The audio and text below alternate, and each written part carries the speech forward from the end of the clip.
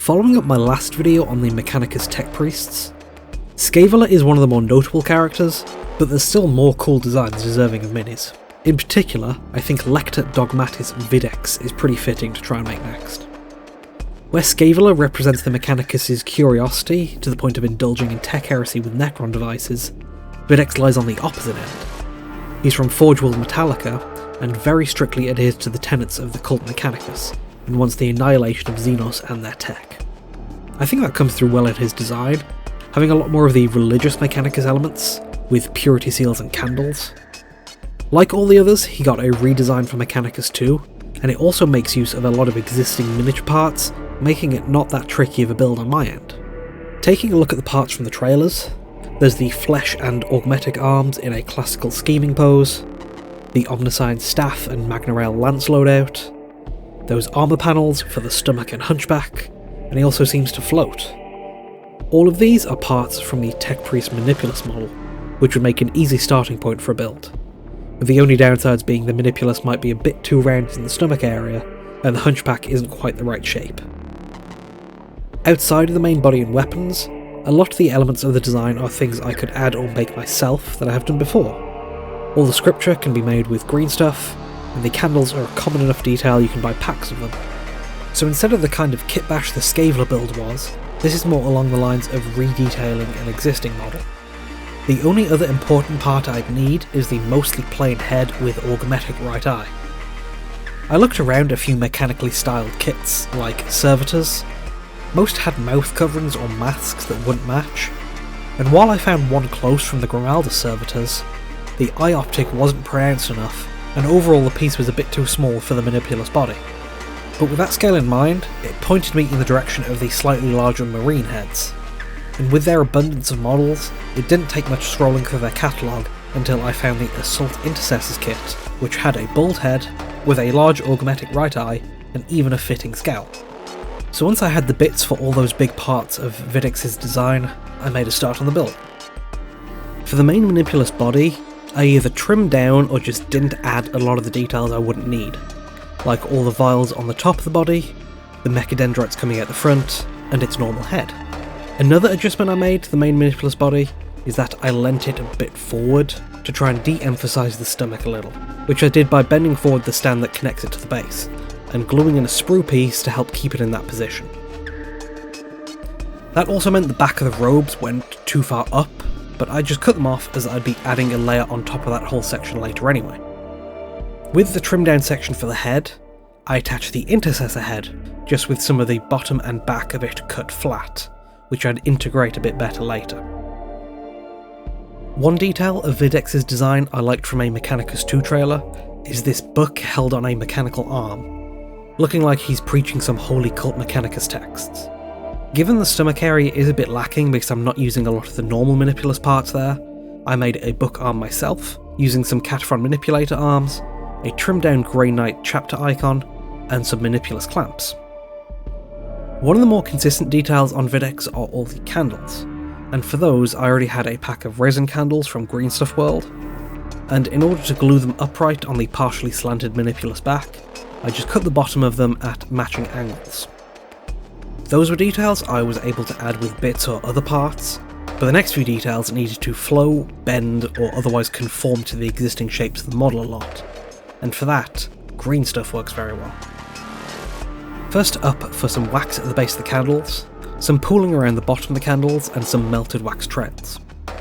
I started by making very small rough wire shapes with green stuff, which I just wrapped around the base of the candles and leading down from them. At first, using hard tools like the end of my hobby knife or tweezers to push the ends of the green stuff into place so they stuck. Then I used some soft tip tools, similar to paintbrushes but with silicone at the end, which helped me manoeuvre the green stuff into place without leaving harsh indents. After the candle wax, I tried to add some fabric details around the head, roughly matching what Videx has in all his art, which also helped cover the edge of where I connected the mini's new head. To make it with green stuff, I first mixed it up, then rolled it out flat, using both a clean surface and a smooth rolling tool like some paintbrush handles. After the green stuff was rolled out, I left it for about an hour, so the surface was a bit firmer, meaning I'm less likely to leave marks while working with it, but it can still hold its shape. This also makes it easier to cut into precise shapes with a ruler and a hobby knife, which I did a few times to trial and error my way into the correct shapes and sizes for the type of cap Videx has, as well as an extra collar to go around the neck. I did roll out quite a bit of green stuff, as I also plan to make all of Videx's scripture with it. So after cutting out some 5mm wide strips, I detailed them in a few ways, poking indents in the side, cutting small sections out for little tears, and lightly pressing in some folds, so it wasn't all plain and flat. Once it was all detailed, it was easy enough to do a layer of those to cover his lower body, as well as a few larger strips, one for the front of his body, and one trailing off the back of his omniscient staff. And at this point, I did make a mistake with the green stuff. I forgot to make a piece of fabric to go over the top of the stomach plating underneath the arms.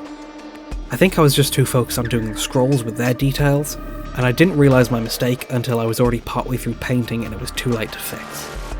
Once all the green stuff I did remember was in place, I left it to dry and fully set.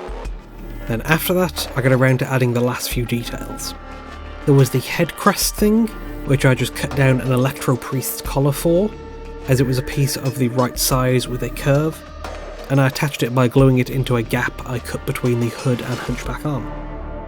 Then a detail I quite liked from his first game's portrait is the candle servo skull, which I made just by attaching a candle to a servo skull I got from a Sicarian princeps, and I glued its wire into a hole I drilled in the power pack. For the base of the model, I had a lot of options I could choose from, but like I gave Scaevola the fitting Necron ruins, I liked the look of this type of terrain from one of the trailer shots, as it's Mechanicus style but also has religious elements of scripture, candles and skulls that match Videx well. I could have started with some Sector Mechanicus bases, but I wanted to practice making this sort of thing with plasticard. I started by making the larger parts, the edges of the tiles, with 1mm plasticard, then I used some 0.5mm plasticard in a few different ways for the panels around that. I used more 0.5mm plasticard with some 0.3mm plasticard for some pieces on top of the 1mm plasticard.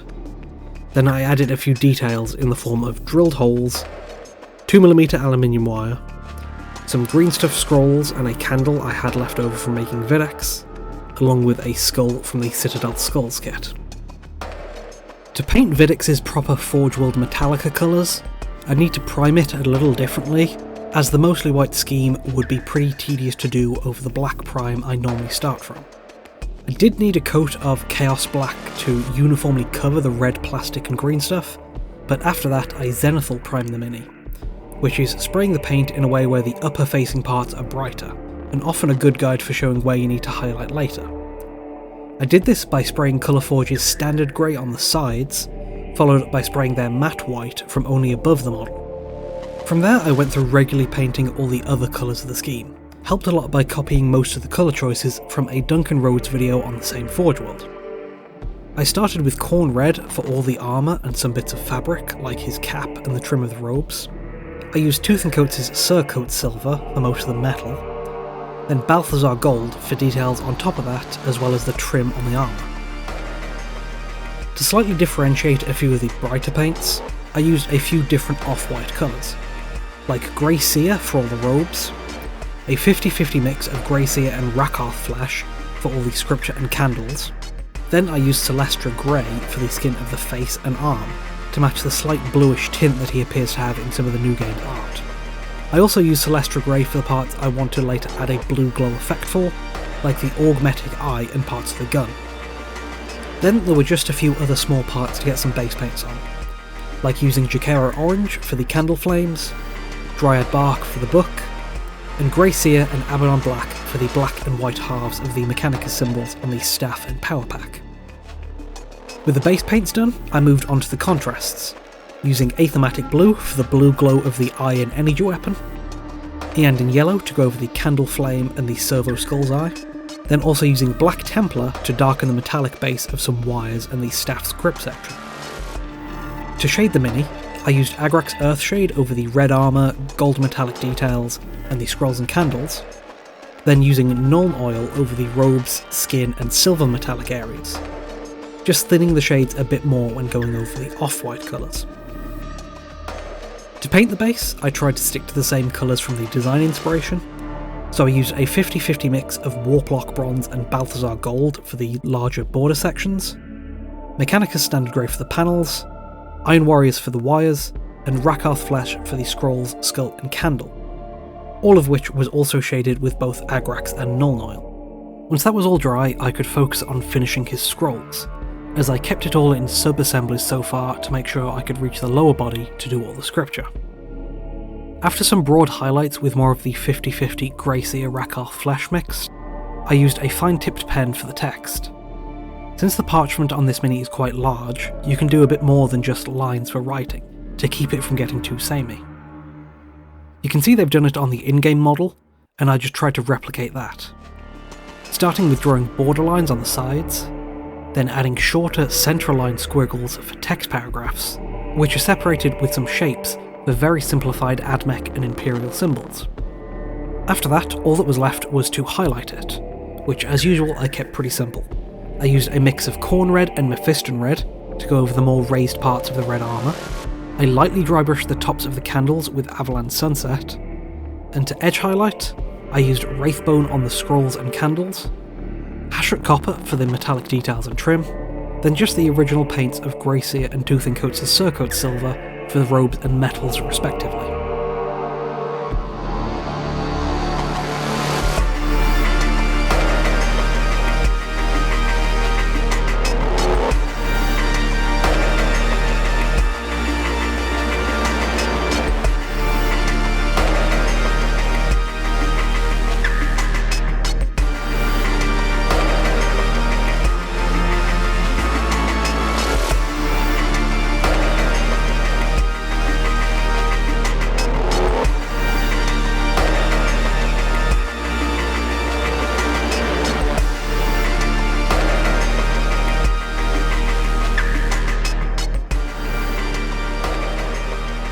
And that's how I turned a Tech Priest Manipulus into something more like Videx, from what we've seen of him in the upcoming Mechanicus 2 game.